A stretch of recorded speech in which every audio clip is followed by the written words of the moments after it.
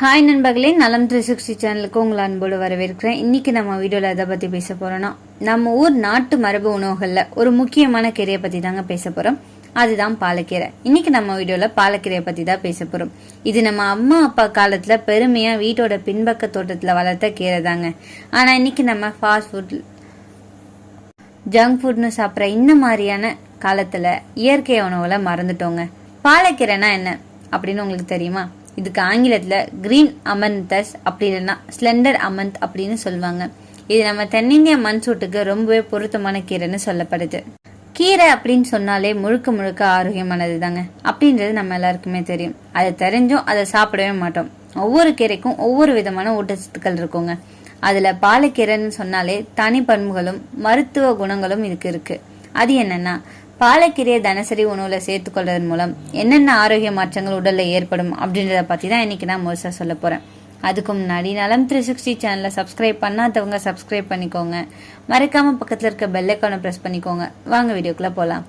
பாலக்கீரை vitamin A, vitamin C, இரும்பு சத்து, magnesium, potassium, zinc ஆகியவை நிறைஞ்ச ஒரு காய்ங்க. இந்த கீரையை தினசரி குறைந்தபட்சம் ஒரு கைப்பிடி அளவாவது எடுத்துக்கொண்டு வந்தோம் அப்படின்னா புற்றுநோய் ஏற்படாம தடுக்கிறதுலேருந்து சரும ஆரோக்கியம், தலைமுடி வளர்ச்சி, இரத்த சோகை, அல்சைமர் உள்ளிட்ட பல பிரச்சனைகளுக்கு தீர்வு கிடைக்கும். புற்றுநோய் வராம தடுக்க இந்த பாலக்கீரை உதவியா இருக்கு. பாலக்கீரையில பீட்டா கரோட்டின், வைட்டமின் ஏ ஆகியவை நிறைஞ்சிருக்குங்க. மேலும் பாலக்கீரையில பிளவனாய்டுகள் அதிகம் இருக்கிறதால இதுல புற்றுநோய் எதிர்ப்பு பண்புகள் அதிகமா இருக்கு. இந்த ஊட்டச்சத்துக்கள் மார்பக புற்றுநோய் மற்றும் கருப்பை புற்றுநோயின் அபாயத்தை தடுக்கும். ஆண்களுக்கு அதிகமாக வரும் விதைப்பை புற்றுநோய் மற்றும் பெருங்குடல் புற்றுநோயின் அபாயத்தை குறைக்குதுங்க. ஆன்டி ஆக்சிடன்ட்கள், பாலிஃபினோலிக் அமிலங்கள், பிளவனாய்டுகள் மற்றும் வைட்டமின்கள் பாலக்கீரையில அதிகம் இருக்கு. நரம்பு சம்பந்தப்பட்ட பிரச்சனைகளை சரி செய்யவும் மூளையின் வளர்ச்சியை மேம்படுத்தவும் இந்த பாலக்கீரையில உள்ள ஊட்டச்சத்துக்கள் உதவுது. இது வயதாகும் போது ஏற்படுற ஞாபக மறதி மற்றும் அல்சைமரை தடுக்கும் பண்புகள் உடையதுங்க. உடல்ல ஏற்படுற பல்வேறு நோய்களுக்கு இன்ஃப்ளமேஷன்கள் தான் முக்கிய காரணங்களா இருக்கு. மன அழுத்தத்தால கூட இன்ஃப்ளமேஷன்கள் உண்டாகும் அப்படின்னு ஆய்வுகள் குறிப்பிடுது. நம்மளோட உடல்ல ஃப்ரீ ரெடிக்கல்கள் மற்றும் ஆன்டி ஆக்சிடன்ட்களுக்கு இடையில சமநிலை இருக்கணுங்க.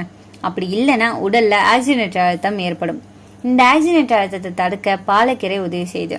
இதுல அழற்சி எதிர்ப்பு பண்புகள் இன்ஃப்ளமேஷன்களை குறைக்க செய்யுதுங்க. பாலக்கீரையில நைட்ரேட் அதிகமா இருக்குது. அதிகமா இருக்கிறதால நைட்ரேட் நிறைந்த உணவுகளை எடுத்துக்கொள்ளும் போது நைட்ரிக் ஆக்சைடு சுழற்சியும் அதிகரிக்கும். இதன் விளைவா ரத்த அழுத்தத்தை கட்டுப்படுத்தும். பாலக்கீரையை ஸ்மூத்தியா எடுத்துக்கொள்ளும் போது உயர் ரத்த அழுத்தம் கட்டுக்குள்ள இருக்குங்க. இந்த பாலக்கீரையை ஸ்மூத்தியா எடுத்துக்கொண்டு வரும்போது வாய் மற்றும் குடல்ல உள்ள அல்சைமர் குணமாக்கும். உடல்ல உள்ள சிறு பிரச்சனைகளை கூட இது தீர்க்கும். நம்ம அதிகமா மாத்திரை மருந்து எடுத்துக்கொள்ளும் போது வயிற்றுல புண்கள் ஏற்படலாம். குறிப்பா ஆன்டிபயோட்டிக் மருந்துகளை அதிகமா எடுத்துக்கொள்ளும் போது வயிற்று புண்கள் ஏற்படும். அந்த புண்களை சரி செய்ய பாலக்கீரை உதவியா இருக்குங்க. பாலக்கீரையில ஆன்டி ஆக்சிடன்ட்கள் நிறைஞ்சிருக்கு. இந்த ஆன்டி ஆக்சிடன்ட்கள் கண்கள்ல ஆரோக்கியத்தை பாதுகாக்கும் தன்மை கொண்டதா இருக்கு. குறிப்பா பாலக்கீரையில உள்ள லூட்டின் கண்கள்ல வயதாவதால ஏற்படுற மாகுலார் சிதைவை தடுக்குது. பாலக்கீரையில வைட்டமின் இ நிறைஞ்சிருக்கு. இது எலும்பு ஆரோக்கியத்தை மேம்படுத்த உதவி செய்யும். குறிப்பா பெண்களுக்கு ஏற்படுற எலும்பு தேய்மானத்தை சரி செஞ்சு வலிமைப்படுத்த உதவுது.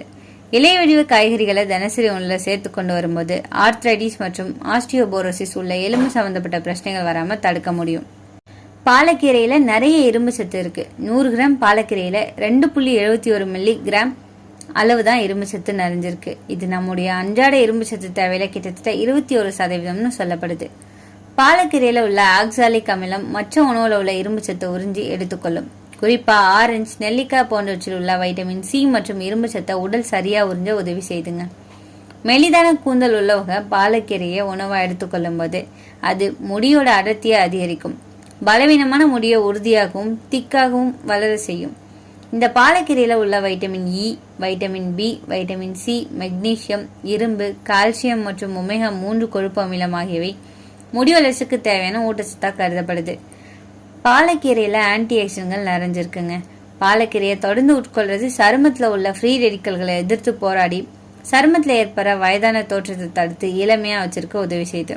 இந்த கீரையில உள்ள வைட்டமின் ஏ, வைட்டமின் சி அதிகம் இருக்கிறதால இது சருமத்தின் நிறத்தை மேம்படுத்தி உதவி செய்யுது. சரும பிரச்சனைகளை சரி செய்யும் வேலையும் செஞ்சிட்டு இருக்கு. இந்த பாலக்கீரை ஒரு வைட்டமின் சுரங்கம் மாதிரி. இதுல நிறைய vitamin A, vitamin C, vitamin K, calcium, iron, magnesium, potassium எல்லாமே இருக்கு. 100 கிராம் பாலக்கீரையில இரும்பு 2.3 மில்லிகிராம் இருக்கு. கால்சியம் 215 மில்லிகிராம் இருக்கு. வைட்டமின் ஏ கண்களுக்கு ஒளி தரும் அளவுக்கு நிறையவே இருக்கு. நார்ச்சத்து ஜீரண சக்தியை மேம்படுத்தும் அளவு இருக்கு. அதனாலதான் முன்னோர்கள் தினமும் கீரை சாப்பிட சொல்லியிருக்காங்க. இப்போ பாத்தீங்கன்னா பாலக்கீரை எவ்வளவு சிறப்பானது அப்படின்னு தெரியும். ரத்த சோகையை நீக்குது. பாலக்கீரையில இரும்பு அதிகம் இருக்குன்னு சொன்னோம்ல, அதனால இது ஹீமோகுளோபின் அளவை உயர்த்துது. அதனால பெண்களுக்கு குறிப்பா மாதவிடாய் நேரத்துல இது மிகவும் நல்லதுன்னு சொல்லப்படுது. வைட்டமின் ஏ நிறைஞ்சதால கண் பார்வை தெளிவா இருக்கும். நீண்ட நேரம் மொபைல் பார்ப்பவங்க, லேப்டாப் வேலை செய்யறவங்க இதை அடிக்கடி சாப்பிடணும். பாலக்கீரை ஒரு இயற்கை கூலண்ட் மாதிரி வேலை செய்யுதுங்க. கோடை காலத்துல இதை சாப்பிட்டோம் அப்படின்னா உடல் குளிர்ச்சி பெறும். இதுல உள்ள நார்ச்சத்து நம்ம குடல் இயக்கத்தை சரி செஞ்சு மலச்சிக்கல் பிரச்சனை இருந்து விடுவிக்குது. இதுல இருக்கிற கால்சியம், மெக்னீசியம் எலும்பு வளர்ச்சிக்கு உதவுது. சிறுவர்கள், முதியோர்கள் இருவருக்கும் இது ரொம்பவே நல்லதுங்க. பாலக்கீரை குறைந்த கலோரி கொண்டது, ஆனா நார்ச்சத்து நிறையவே இருக்கு. அதனால இதை சாப்பிட்டா வயிறு நிரம்பி இருக்கும். தேவையில்லாத ஜங்க் உணவுகளை தவிர்க்க முடியும். இதுல இருக்கிற ஃபோலிக் ஆசிட் குழந்தையோட மூளை வளர்ச்சிக்கு உதவுது. ஆனா அதிகமா சாப்பிடக்கூடாது, மிதமான அளவு தான் எடுத்துக்கணும். விட்டமின் சி, ஆன்டி ஆக்சிடென்ட் ரெண்டுமே இருக்கிறதால இது முகப்பரு, புள்ளிகள், பிம்பிள் போன்றவற்றை குறைக்க உதவுது. பாலக்கீரை கல்லீரலை சுத்தப்படுத்தி நச்சு பொருட்களை வெளியேற்ற உதவுது. இதுல இருக்கிற வைட்டமின்கள், கனிமங்கள் உடல் ரச்சனை அமைப்பை வலுப்படுத்தி சளி, காய்ச்சல் வராம பாதுகாக்கும். எதுவும் மிகுதியானா நல்லது கிடையாது. அதே போல பாலக்கீரையும் சில பக்க விளைவுகளை கொண்டிருக்கு.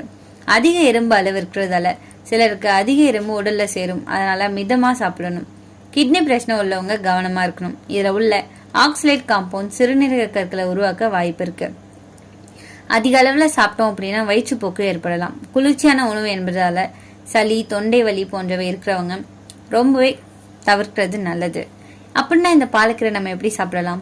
பாலக்கீரை பொரியல், பாலக்கீரை கூட்டு, பாலக்கீரை சாம்பார், கீரை மசால், கீரை சாரா குடிக்கலாம். இல்ல சட்னி வச்சு இப்படி பலவிதம்லாம் நம்ம சாப்பிடலாம். கொஞ்சமா புளி, பூண்டு சேர்த்து சமைச்சோம் அப்படின்னா சுவை இரட்டிப்பா கிடைக்கும். சிறுவர்களுக்கு கீரை சாதம் மாதிரி கொடுத்தா அவங்க விரும்பி சாப்பிடுவாங்க. நம்ம வீட்டுல இது எப்படி வளர்க்கலாம் தெரியுமா? பாலக்கீரை விதைகள் சந்தையில கிடைக்கும். நல்லா ஈரமான மண்ணில் விதையை தூவி 10 நாள் முளைக்க விடணும். 25 நாளுக்குள்ள கீரை அறுவடை செய்யலாம். ஒரு முறை விதை போட்டா 2 முறை வர இந்த கீரை கிடைக்குங்க. நம்ம பாட்டி சொல்வாங்க, பாலக்கீரை சாப்பிட்டா மனம் அமைதி, உடல் இலவாக இருக்கும் அப்படின்னு. அதனாலதான் பழைய நாட்கள்ல கீரையை தினசரி உணவா எடுத்துட்டு இருந்திருக்காங்க. இந்த பாலக்கீரை ஒரு சாதாரண கீரை மாதிரி நமக்கு தோன்றலாங்க. ஆனா இந்த கீரை ஒரு சாதாரண கீரை இல்ல, அது ஒரு இயற்கை மருந்துன்னு சொல்லலாம். நம்ம உடம்பு ஆரோக்கியமா இருக்கணும், நோய் வராம இருக்கணும் அப்படின்னா வாரத்துக்கு குறைஞ்சது 2 முறை பாலக்கீரை சாப்பிடணும். இது உடம்ப சுத்தப்படுத்தி மனசுக்கு புத்துணர்ச்சி தரும். அப்படின்னா இன்னும் தாமதம் எதுக்குங்க? இன்னைக்கே உங்களை சமையல்ல பாலக்கீரைக்கு ஒரு இடம் கொடுங்க. இன்னைக்கு நான் சொன்ன விஷயங்கள் எல்லாமே உங்களுக்கு ஹெல்ப்ஃபுல்லா இருக்கும்னு நம்புறேன். இந்த வீடியோ உங்களுக்கு பிடிச்சிருந்துச்சுன்னா லைக் பண்ணுங்க, ஷேர் பண்ணுங்க, மறக்காம நம்ம சேனலை சப்ஸ்கிரைப் பண்ணுங்க. அடுத்த ஒரு அற்புதமான வீடியோல சந்திக்கிறேன்.